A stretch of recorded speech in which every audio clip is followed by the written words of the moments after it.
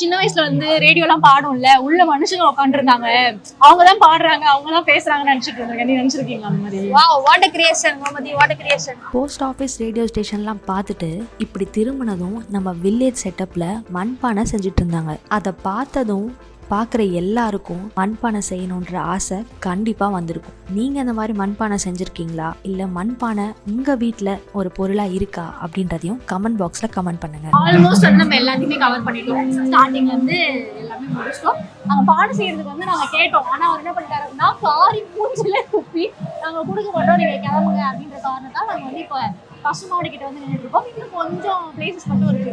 Radio station அதெல்லாம் cover பண்றோம்.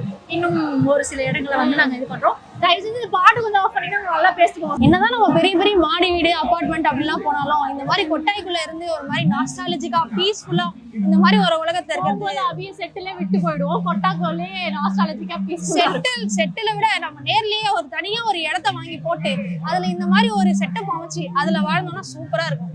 யாரு கூட அது வந்து அடுத்த வீடியோல